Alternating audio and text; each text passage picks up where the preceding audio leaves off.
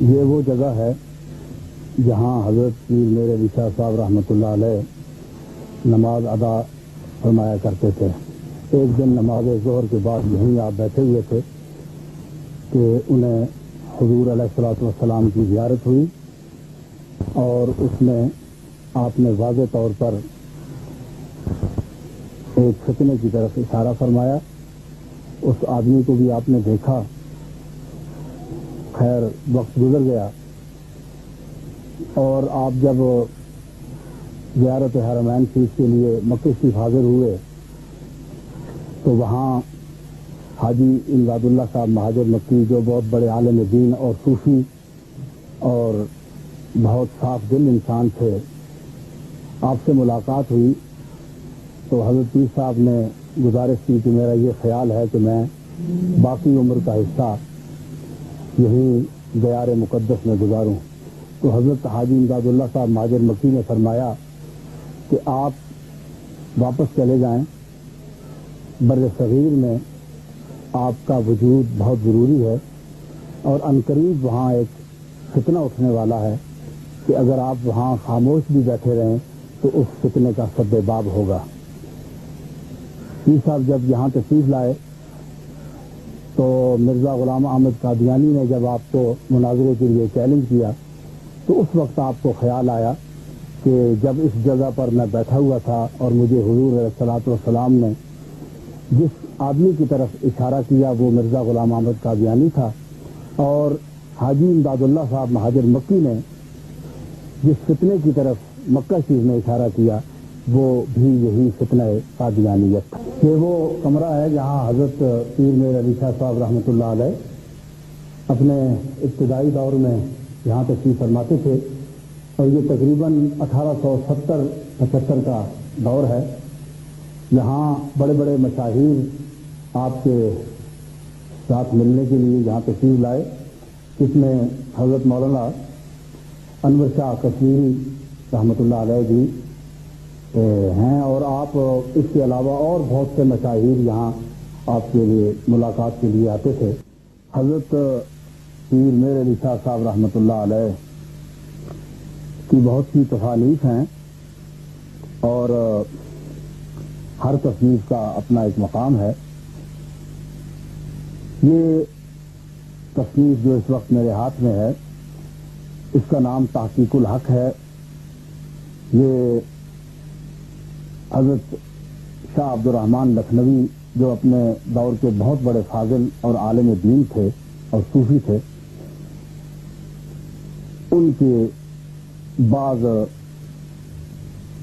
ایسے بیانات جو صوفیاء سلف سے ملتے نہیں تھے اور اس کے مخالف تھے، آپ نے اس کتاب میں اس کا رد لکھا ہے۔ یہ کتاب بہت اہمیت کی حامل ہے، اور خاص بات یہ ہے کہ آپ نے یہ کتاب 35 سال کی عمر میں لکھی ہے، اور یہ سب سے پہلی آپ کی تصنیف ہے۔ اس میں یہ بھی بیان کیا گیا کہ جو لوگ مسئلہ وحدت الوجود میں غلو اختیار کرتے ہیں اور قرآن و حدیث کے مخالف بعض چیزیں ایسی جو اس میں وہ شامل کر لیتے ہیں، ان کا بھی اس میں آپ نے رد کیا ہے، اور صحیح اس کا جو مفہوم ہے وہ اس میں بیان فرمایا۔ اس کے علاوہ آپ کی دوسری تصنیف ہے اعلاء کلمۃ اللہ فی بیان وما احل بہ لغیر اللہ۔ اس میں اس کتاب کی بڑی اہمیت ہے۔ حضرت مولانا شاہ عبد العزیز محدث دہلوی اور آپ کے ایک معاصر مولانا عبد الحکیم پنجابی، ان کے درمیان اختلاف تھا بعض مسائل میں، مثلا نظر و نیاز، غیب پر اطلاع، ذبح فوق العقدہ، سماع موتیٰ۔ ان مسائل کو اس کتاب میں زیر بحث لایا گیا، اور آپ نے ان دو حضرات کے درمیان محاکمہ فرمایا، اور وما احل بہ لغیر اللہ کی آیہ شریفہ کی صحیح تشریح بیان فرمائی تاکہ یہ مسائل واضح ہو جائیں۔ اس کے علاوہ شمس الہدایہ فی اثبات حیات المسیح، اس کتاب میں یہ آپ نے مرزا غلام احمد قادیان کے عقائد کے رد میں لکھی اور اس کی بڑی اہمیت ہے. یہ سن 1901 میں یہ کتاب لکھی گئی.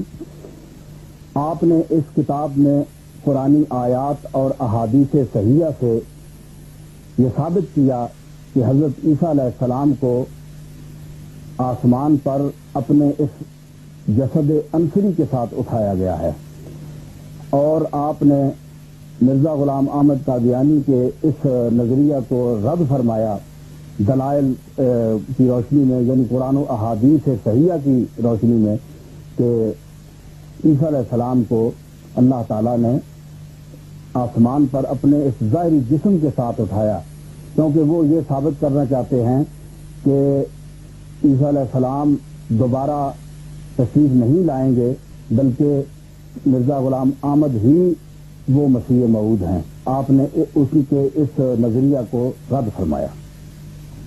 علاوہ ازیں آپ کی پھر اس کے جواب میں مرزا غلام احمد نے شمس بازگاہ کے نام سے ایک کتاب لکھوائی.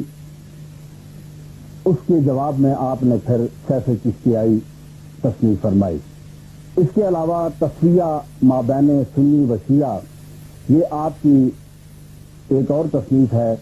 اس میں آپ نے خلافت راشدہ کی حقانیت کو ثابت کیا اور خلفائے راشدین کے فضائل بیان فرمائے. اور اس کتاب کے تحریر کرنے کا مقصد یہ تھا کہ شیعہ اور سنی کے درمیان جو فروعی مسائل ہیں اور جن کی وجہ سے اختلاف پڑا ہوا ہے اور یہ مسلمان ہونے کی حیثیت سے جو دوریاں ہیں ان کو مٹایا جائے اور سب کو ایک سٹیج پر جمع کیا جائے. اتفاق کے لیے اور اتحاد پیدا کرنے کے لیے آپ نے یہ کتاب تصنیف فرمائی.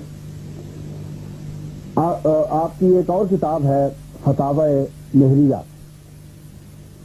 فتاوی مہریہ میں نکاح و طلاق کے مسائل کے علاوہ فرقہ وہابیہ کے چند اعتراضات کا جواب بھی دیا گیا. علاوہ ازیں فرقہ مرزائیہ اور بہائیہ کے اعتراضات کا جواب بھی دیا گیا. علاوہ ازیں رؤیت ہلال، تعداد تراویح اور مسلمانان ہند کے حکومت برطانیہ سے تعلق کی تحقیق اور آزادی حاصل کرنے کا طریقہ، اس قسم کے اہم موضوعات کو بھی اس میں بیان فرمایا. میرے ہاتھ میں جو کتاب ہے اس کا نام ہے مرآت العرفان. اس میں آپ کا کلام موجود ہے. آپ نے عربی، فارسی، اردو، پنجابی اور پوربی میں کلام کہا ہے. زیادہ تر آپ کا کلام فارسی میں ہے اور آپ نے فارسی کے مشہور شاعر حضرت خواجہ حافظ شیرازی رحمۃ اللہ علیہ کے بعض غزلیات پر آپ اس کی زمین میں آپ نے طبع آزمائی کی ہے. ایک شعر میں پیش کرتا ہوں نمونے کے لیے کہ سینہ مالا مال درد دستو بجوید ہر دمیں درد بر درد دگر زخمیں بجائے مرہمیں دوست در گوشم رسیدہ از سگانے کوے دوست در گوشم رسیدہ از سگانے کوے دوست مہر مارا کی سزد ہر خود پرستے بے غمیں. آپ کا انداز منفرد ہے. جیسا کہ آپ جانتے ہیں کہ صوفیاء کا انداز منفرد ہوتا ہے. وہ اپنے واردات قلبیہ کو بیان کرتے ہیں. شعراء کی طرح نوک پلک نہیں سوارا کرتے اور اس میں وقت ضائع نہیں کرتے. وہ اپنے معاف ضمیر کو بیان کرنے کی کوشش کرتے ہیں تاکہ عوام اس سے فائدہ اٹھائیں اور جو کچھ وہ کہنا چاہتے ہیں وہ پوری طرح مخلوق تک پہنچ جائے. لیکن بعض دفعہ واردات قلبیہ اس کیفیت میں آتے ہیں کہ وہ زبان، بیان، علم اور ان چیزوں کے ساتھ بھی یعنی آراستگی کے ساتھ اور آراستہ ہونے کی صورت میں وہ سامنے آتے ہیں. اس قسم کا بھی کلام یعنی صوفیاء کا ہے. بہت بڑے بڑے صوفی ہیں، ان میں پیر صاحب کا بھی ہے.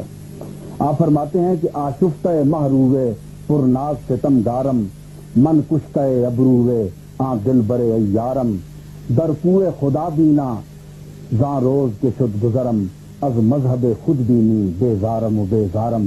دیکھیے اس شعر میں آپ نے عجز و انکسار کو ترجیح دی کہ جس دن سے میں اللہ والوں کی گلی سے گزرا ہوں اور جب سے میرا گزر اللہ والوں کی گلی سے ہوا ہے تو میں خود بینی، تکبر اور کبر کے مذہب سے بیزار ہوں.